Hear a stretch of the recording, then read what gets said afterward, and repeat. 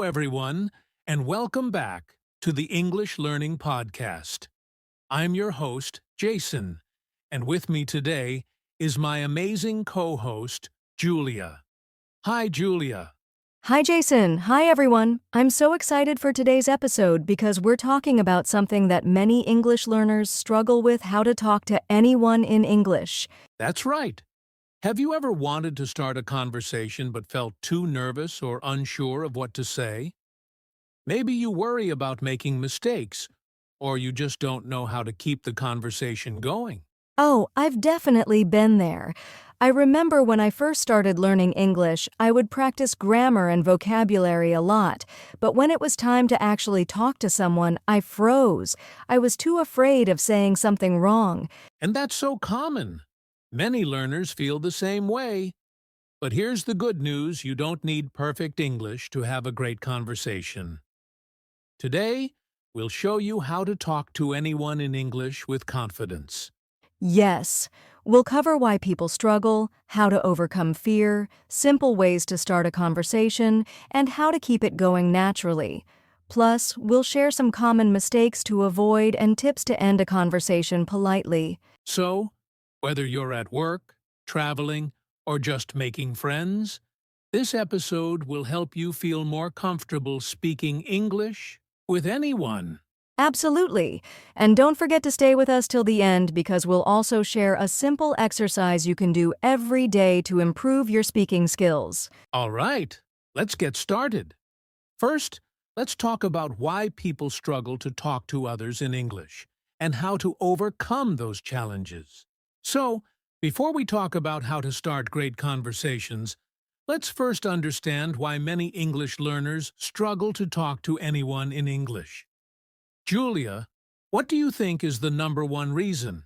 Oh, that's easy: fear of making mistakes. A lot of learners worry that they'll say something wrong, use incorrect grammar, or pronounce a word badly, and then people will judge them. Yes, but here's the thing. Most people don't care if you make small mistakes. They're just happy that you're trying to communicate. Think about it. When someone speaks your native language with a few mistakes, do you judge them? Not at all. In fact, I usually admire their effort, but when you're learning, that fear feels so real. Have you ever been in a situation where you were too afraid to speak? Oh, absolutely. When I was learning Spanish, I used to overthink every sentence, and by the time I finally figured out what to say, the conversation had already moved on.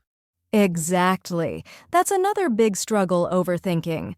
Many learners try to translate everything in their heads before speaking, and that slows them down. Instead of focusing on the conversation, they're busy worrying about grammar and vocabulary. Right. And that brings us to another problem: lack of vocabulary.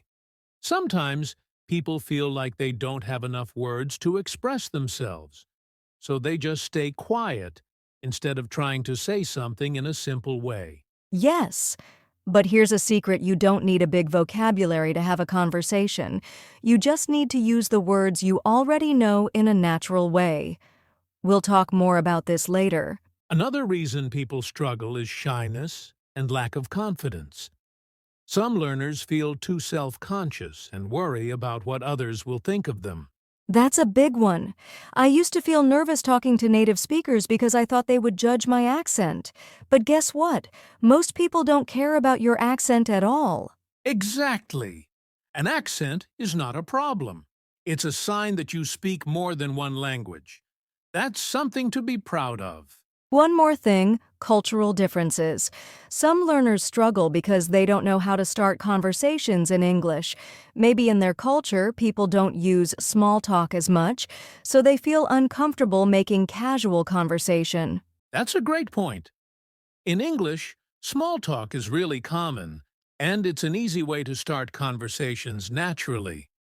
We'll go over some simple conversation starters in the next part. Yes. So, to sum it up, people struggle with speaking English because of 1. Fear of making mistakes, 2. Overthinking and translating everything, 3. Lack of vocabulary, 4. Shyness and lack of confidence, 5. cultural differences in conversation styles. But the good news is, all of these challenges can be overcome with practice and the right mindset.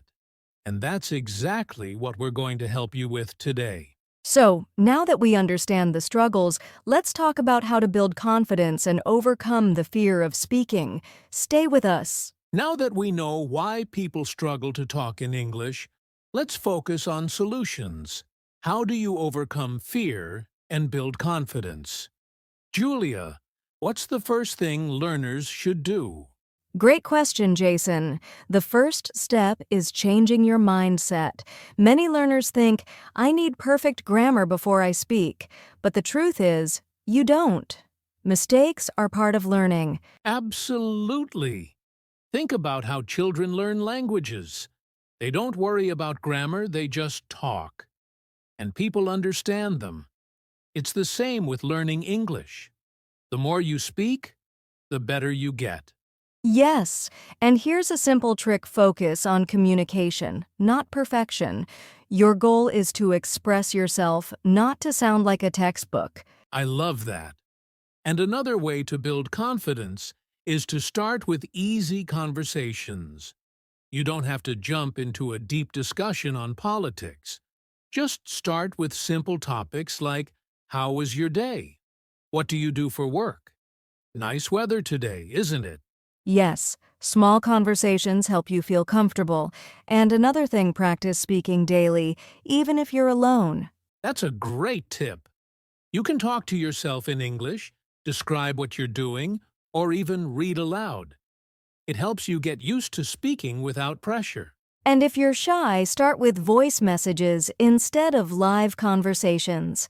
Send a short voice note to a friend, or even record yourself. This way, you get used to hearing your own voice in English. That's a great exercise. Also, let's talk about body language. Did you know that how you stand and breathe affects your confidence? Oh, for sure. If you're nervous, take a deep breath, relax your shoulders, and smile. It tricks your brain into feeling more confident. I love that. And one more tip, find a speaking partner. Practicing with someone helps you feel more comfortable. You can join online groups, language exchange apps, or local meetups. Yes! Practicing with real people makes a huge difference. And remember, the more you speak, the easier it gets. Confidence comes with action. Exactly. So, let's summarize. Change your mindset. Mistakes are okay.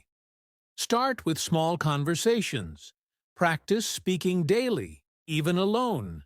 Use voice messages if you're shy. Improve body language. Stand tall. Breathe and smile. Find a speaking partner or join a group. Yes! So now that we know how to build confidence, let's move on to the next step: how to start a conversation with anyone. Stay with us. All right. Now that we know how to build confidence, let's move on to an important question. How do you start a conversation with anyone? Julia, do you remember a time when starting a conversation felt really difficult for you? Oh, yes. When I was learning English, I always waited for others to start the conversation because I didn't know what to say first. But later, I learned that starting a conversation is actually very simple. Exactly. Many people overthink it, but you don't need a perfect opening line. The easiest way to start a conversation is with a simple greeting. Yes, a simple "Hi, how are you?" or "Hey, nice to meet you" is a great way to start. Most people will respond, and that gives you a chance to continue talking. That's right. And if you want to make it even smoother, try using your environment to start a conversation. For example, if you're at a coffee shop, you can say, "Wow, the coffee here smells amazing. Have you been here before? I love this place. What's your favorite drink here?" That's a great tip. Another trick is giving a compliment. People love to hear something nice. You can say, "I love your jacket." "Where did you get it?" "Your English is really good. How did you learn it?" Yes. Compliments are a great way to make someone feel good and start a natural conversation. And if you're meeting someone for the first time, asking simple questions is the key. Oh, absolutely. People love talking about themselves. Just ask easy questions like, where are you from? What do you do for work? Are you enjoying the event? Exactly. And one of my favorites, talk about common interests. If you know someone likes music, you can ask, what kind of music do you like? If they love sports, ask, do you play any sports? Yes, and the best part is you don't have to talk a lot. Just ask a simple question and let the other person talk. That's a great point. And remember, starting a conversation is just the first step. Next, we'll talk about how to keep the conversation going naturally. So stay with us. So, we've talked about how to start a conversation, but here's another challenge. How do you keep the conversation going naturally? Julia, have you ever been in a situation where a conversation just stops? Oh, definitely. Sometimes I'd ask a question, the other person would answer, and then silence. I didn't know what to say next. That happens to a lot of English learners. But here's the good news. You can keep a conversation going with a few simple tricks. The first one is follow-up questions. Yes. Instead of just saying, oh, that's nice after someone answers, ask something more. For example, if they say, I like playing soccer, you can ask, how often do you play? If they say, I'm from Spain, you can ask, wow, what's your favorite thing about Spain? Exactly. The key is showing interest in what the other person says. And another way to do this is by sharing your own experiences. Right. A conversation shouldn't feel like an interview. If they say, I love traveling, you can say, me too. I visited Thailand last year. Have you been there? That's a great example. And here's another technique using echo questions. This means repeating part of what they say and turning it into a question. For example, if they say, I love Italian food, you can say, Italian food? What's your favorite dish? If they say, I'm learning English for my job, you can say, oh, for your job. What kind of work do you do? I love that. It makes the conversation feel natural and engaging. And one more tip, use expressions like, oh, really? Tell me more about that. That sounds interesting. How did you start doing that? Wow, I'd love to hear more about it. Great advice. And remember, be a good listener. When someone is talking, don't just think about what to say next. Really listen and react to what they say. Yes. People love talking to someone who listens and responds with interest. And if you ever don't know what to say, just smile, nod, and say, that's really interesting. That keeps the conversation flowing. Perfect. So, let's summarize, ask follow-up questions. Share your own experiences. Use echo questions. Show interest with expressions. Be a good listener. Yes, and now that we know how to keep a conversation going, let's move to the next challenge, how to end a conversation politely. Stay with us. All right, we've learned how to start a conversation, keep it going, and even how to end it politely. But now, let's talk about something really important common mistakes English learners make when talking to people. Julia, have you noticed any common mistakes? All right, we've learned how to start a conversation, keep it going, and even how to end it politely. But now, let's talk about something really important common mistakes English learners make when talking to people. Julia, have you noticed any common mistakes? Oh, definitely. One big mistake is giving short, one-word answers. If someone asks, do you like music? And you just say, yes, it stops the conversation. Instead, you should add more. Like, yes, I love pop music. What about you? That's a great point. Another mistake is talking too much about yourself and not asking questions. A conversation should be balanced. It's not just about what you want to say.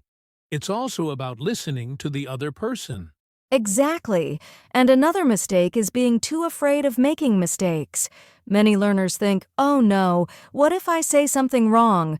But the truth is, people don't care if your English isn't perfect. They just care about the conversation. That's so true.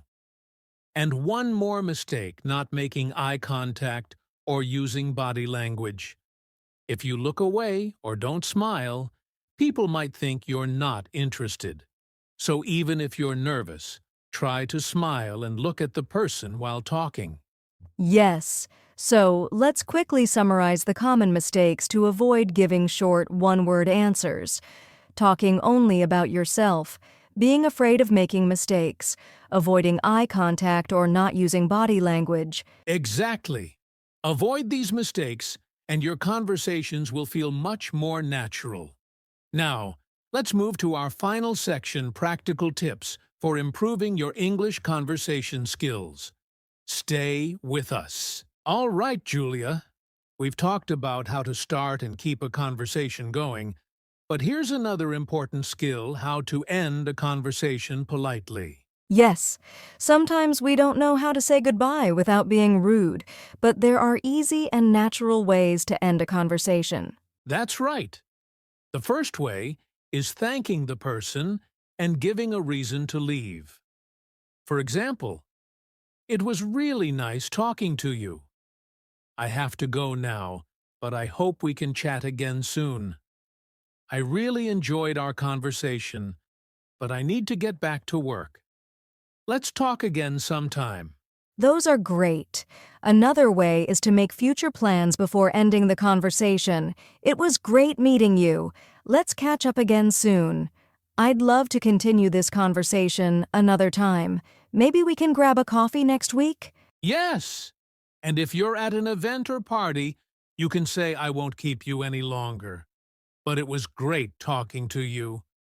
I see someone I need to say hello to, but I really enjoyed our chat." Those are all polite and natural ways to end a conversation. The key is to be friendly, smile, and leave on a positive note. Exactly. So, now that we've covered how to start, continue, and end a conversation, let's wrap up with some final tips for improving English conversation skills. Stay with us. Wow, Julia! We've covered so much today: why people struggle to talk in English, how to start a conversation, keep it going, and even end it politely. Now, let's finish with some final tips and encouragement for our listeners. Yes, my first tip is practice every day, even in small ways. You don't need a classroom, just talk to yourself, record your voice, or chat with a friend. Great tip! And my advice is, don't be afraid of mistakes. Mistakes are part of learning. The more you practice, the more natural your conversations will feel. Absolutely. Also, listen to native speakers, watch movies, listen to podcasts, and pay attention to how conversations flow. Yes, and most importantly, be confident and enjoy the process. Every conversation you have in English makes you better. That's right. So, to all our listeners, keep practicing, keep speaking, and remember, you can talk to anyone in English. Thanks for joining us today. If you found this podcast helpful, don't forget to subscribe and share it with your friends. See you next time.